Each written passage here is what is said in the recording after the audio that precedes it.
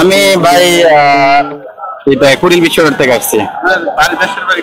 দেশের বাড়ি বরিশালে, ঝালকাঠি জেলা। বরিশালের কারণে আপনি সাপোর্ট করতে চান? অবশ্যই বরিশালের কারণে। বরিশাল তো ডিফেন্ডিং চ্যাম্পিয়ন, কি মনে হয় এবারে? ইনশাআল্লাহ আমরা এবারও কাপ নিব, লঞ্চে করে কাপ নিয়ে যাব।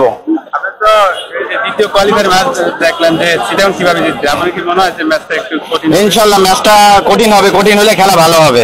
শক্ত প্রতিপক্ষের সাথে খেলতে সবসময় ভালোই লাগে।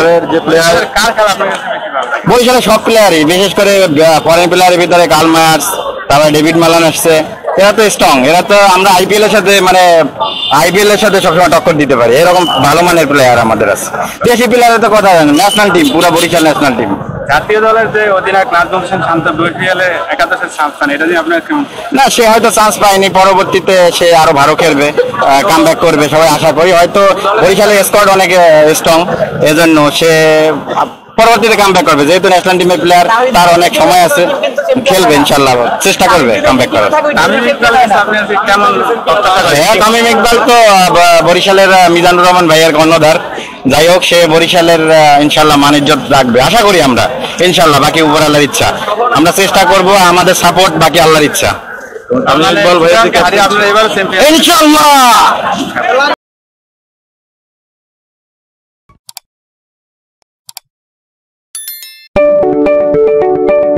আপনি কি ফটোগ্রাফার খুঁজছেন? আমাদের আছে এক ঝাঁক অভিজ্ঞ ফটোগ্রাফার। সেই সাথে আমাদের আছে সরকারি ও আন্তর্জাতিক প্রতিষ্ঠানের সাথে কাজ করার এক বিশাল অভিজ্ঞতা।